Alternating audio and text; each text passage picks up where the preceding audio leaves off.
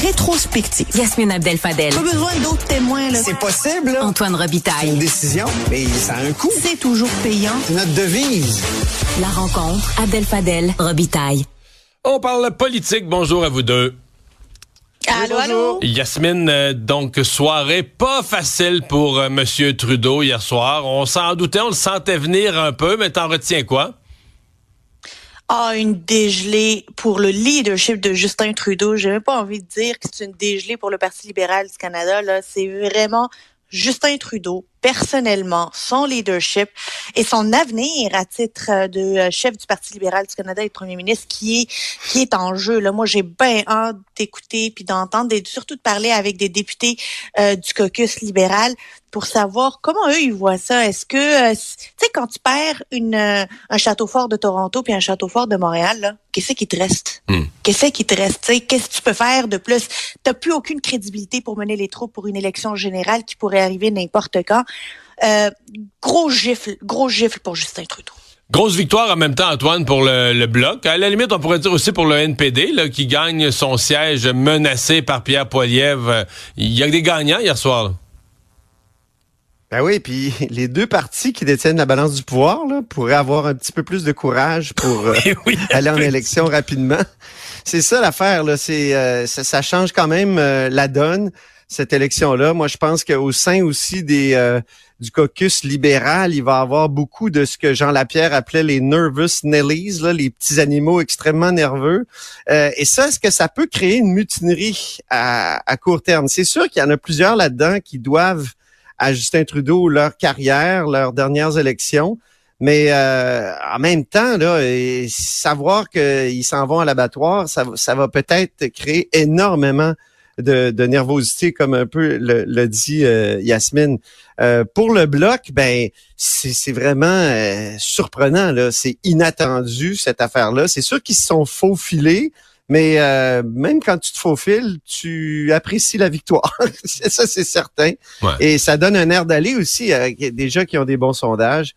Donc, puis pour le NPD, écoute, c'est avec si tu combines ça avec la victoire dans Winnipeg, c'est vraiment formidable. C'est pour Jack Meeting, c'est comment dire, c'était le meilleur scénario. Ouais. Yasmine, celui là, qui passe un peu inaperçu, c'est Pierre Poilievre, mais bon, c'était pas facile d'aller gagner ce comté dans la région de Winnipeg, dans l'est de Winnipeg. Il reste que Stephen Harper l'avait déjà gagné.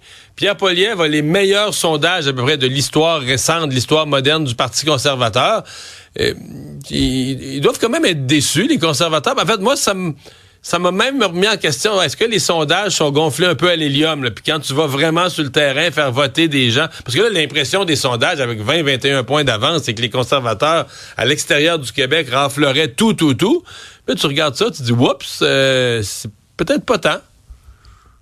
C'est particulier, Winnipeg, parce que, évidemment, c'est au Manitoba. Au Manitoba, c'est un gouvernement néo-démocrate qui est au pouvoir, qui est le plus populaire du Canada, un des gouvernements les plus populaires. Son premier ministre, qui est membre des communautés autochtones, un chef néo-démocrate. Donc, la marque néo-démocrate au Manitoba a plus de valeur que partout ailleurs au pays. Là. Tu sais, dire que t'es néo-démocrate au Manitoba, ça rappelle la marque qui est poussée par le premier ministre provincial.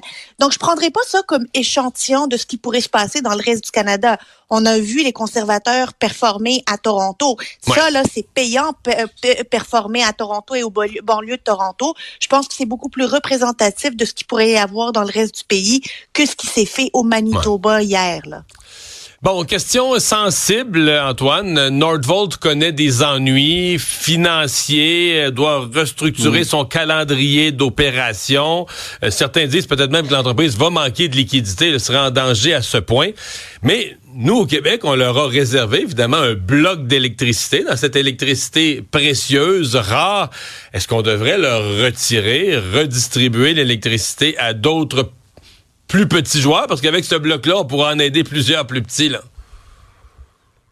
Je te dis que la volonté de rééquilibrage n'a pas tardé au gouvernement du Québec. On sait que Michael Sabia, le président, le PDG d'Hydro-Québec, la semaine passée, a dit que ça prenait une façon de rebalancer les choses parce qu'on a trop donné aux entreprises étrangères, on a trop donné aux entreprises qui feront pas nécessairement de la décarbonation pure. Alors là, c'est Christine Fréchette, le carrément dit au journal, là, c'est trop important pour laisser ça sur la table, c'est sa citation. Et c'est de tous les blocs là attribués aux entreprises, c'est le plus gros bloc de mégawatts, là, 354 mégawatts. Alors là, il y a même la ministre qui dit on pourrait peut-être avoir un règlement qui ajouterait des délais de temps pour prendre l'énergie octroyée sous risque de perdre l'énergie. Donc, c'est vraiment une menace à peine voilée à Nordvolt et c'est la première fois qu'on sent un peu d'impatience de la part du gouvernement du Québec à l'égard de ce méga projet-là, projet phare. Ça fait juste quelques mois que l'annonce a été faite, puis on était prêt à mettre beaucoup de milliards là-dedans, mais on voit bien que c'est pas aussi bon qu'on le pensait, le marché pour ça. En tout cas, il y a un ralentissement. Peut-être qu'à moyen terme, ça va être bon, mais et là, avec le départ de M. Fitzgibbon et les déclarations de M. Sabia, le gouvernement semble semble penser là, qu'on pourrait faire des choses pour mieux utiliser cette électricité-là. C'est assez impressionnant comme virage. Mais il y a deux choses là-dedans, là, moi, qui me frappent. C'est hier, on apprenait que le gouvernement suédois, Nordvolt, c'est une entreprise suédoise, puisse de venir en aide à l'entreprise. Là. Tu sais, ça envoie tout un message quand ton propre gouvernement de l'entreprise fort dit non, on va pas venir en aide à l'entreprise. Ça peut être dire pourquoi nous, au Québec, là, ici, on déroule le tapis rouge. L'autre chose, là, c'est qu'on a réservé un bloc d'énergie à une entreprise dont l'usine n'est pas construite, alors qu'il y a des usines avec des employés qui sont bien payés, comme dirait le premier ministre, qui n'en ont pas, eux, des mégawatts, qui n'en ont pas, eux, des blocs d'électricité, puis qui menacent leur modèle d'affaires, qui menacent leur entreprise. Dernière chose que j'ai envie de noter, là, le gouvernement avait dit qu'en 2027, il donnerait des blocs d'énergie à ces entreprises existantes. Ben, pourquoi ne pas changer ça, tu sais? En 2027, on donne un ordre. C'est peut-être ce qu'ils sont en train de faire, là. Moi, je pense que c'est ce que tu dis, c'est peut-être ce qu'ils sont en train de faire sans le dire, mais qu'ils sont en train de réfléchir, là. Ben, je pense que ça devrait être comme ça, parce que jusqu'à maintenant, on a vu un gouvernement insensible aux doléances et aux demandes répétées des entreprises d'ici qui disent « Hey, les gars, là, on va fermer là si vous nous donnez pas de bloc d'électricité. » Je pense qu'ils vont devoir prendre une décision qui pourrait ultimement nuire aussi à Nordvolt. Là, si le gouvernement commence à resserrer la vis, là, ils sont pas dans l'habitude de resserrer la vis contre Nordvolt. Avec les médecins de famille, Gaétan Barrette, jadis ministre de la Santé, avait prévu des pénalités. Il avait prévu, tu sais, le fameux dilemme entre la carotte et le bâton. Dans son projet de loi, à l'époque, je remonte 6 ans en arrière, il avait mis le bâton, Gaétan Barrette, bâton qui ne fut jamais utilisé. À la veille des élections, son chef, son premier ministre avait dit « Hey, on fera pas ça, on se chicanera pas avec les médecins ». Est-ce que François Legault a retrouvé dans le fond d'un vieux coffre la dite baguette pour taper sur les doigts des médecins? Ces bâtons-là sont toujours dans la loi, puis on sait bien que c'est Sciences politiques 101, là, il y a deux façons de pousser les êtres humains à agir, la carotte et le bâton. Puis on a toujours utilisé la carotte tellement, là, Mario, que c'est quasiment la rémunération des médecins, c'est comme un potage Crécy, là, c'est juste des carottes. Oui, c'est ça. Oui, c'est ça. Une prime pour ci, une prime pour ça. Et c'est frustrant parce que les primes ont des effets parfois paradoxaux, là, tu sais, t'accumules tellement de primes, puis t'as tellement un bon salaire que tu te mets à temps partiel. Et les chiffres sont assez frappants, là. Et donc, le gouvernement est vraiment excédé, comme la population. Donc, on ressort ça, mais va-t-il l'utiliser? Va-t-il vraiment utiliser les bâtons? C'est toujours un bâton à deux tranchants, c'est ça. Est-ce une menace? Tu y crois pas? Tu penses que c'est une menace? Ben pour moi le gouvernement quand il dit hey je vais sortir le bâton pour les médecins là, c'est comme ta mère qui te dit tu vas pas avoir de biscuits si tu finis pas tes brocolis là, elle finit par te donner la boîte là puis t'as plus aucune crédibilité. C'est exactement ce qu'on a fait à maintes reprises avec les médecins. Hey t'as pas fini tes brocolis, t'auras pas de dessert. Puis pour finalement leur donner tout ce qu'ils demandent, puis augmenter les salaires et rien changer.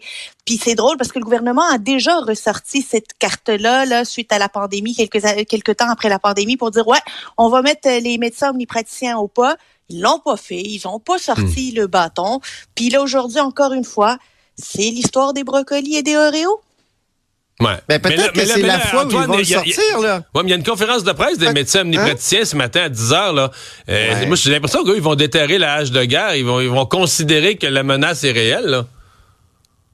Ben oui, tu sais, l'autre jour, en commentant le départ de Yuri Chassin, le premier ministre a dit, si j'avais fait ce qu'il avait voulu, là, avec les syndicats, là, ça aurait été la guerre nucléaire. Ben, justement, sortir le bâton, ça déclare la guerre nucléaire avec les médecins.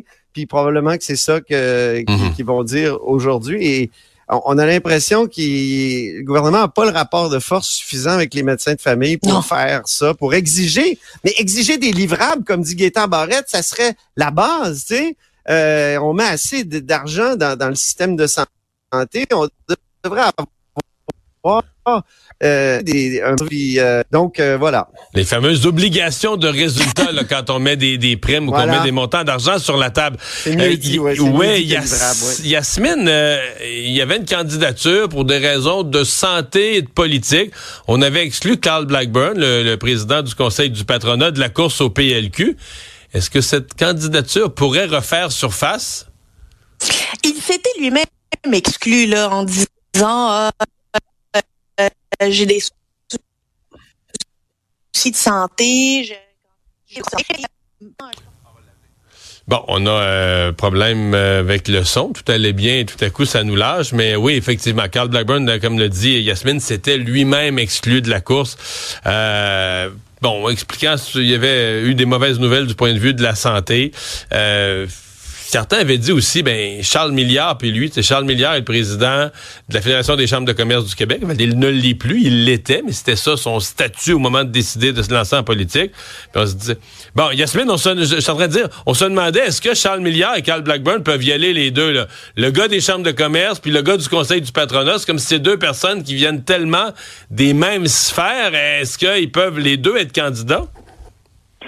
Les deux, évidemment, peuvent être candidats parce que ils peuvent, en fait, ils viennent du monde des affaires, oui, mais ils ont quand même des profils différents. Là, tu sais, si Carl Blackburn décide réellement, comme on l'entend, de se lancer dans la course suite à son opération, ça serait bien le seul candidat de région. Là, il a été député de Robertval, c'est un gars du Saguenay, à être de la course qui va lui conférer un avantage. Il connaît le parti, le militantisme beaucoup. Là.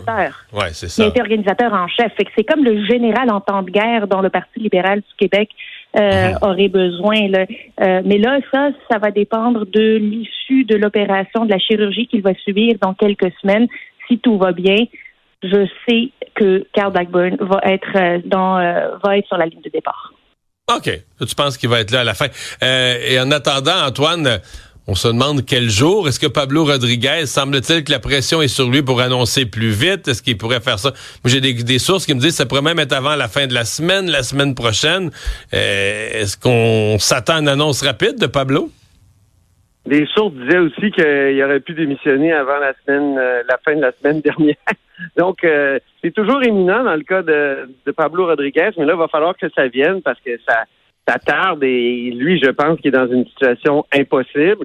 Alors, oui, est-ce qu'il va vouloir paraître pour un super lâcheur, pour reprendre un titre de notre journal récemment à propos de Pierre Fitzgibbon? J'ai l'impression que il n'y a pas le choix, ça va être dur, mais il va falloir qu'il arrache le sparadrap à un moment donné. Et rapidement, plus rapidement que tard. Merci à vous deux, bonne journée. Merci, au revoir. Bye bye. Une autre vision de l'actualité.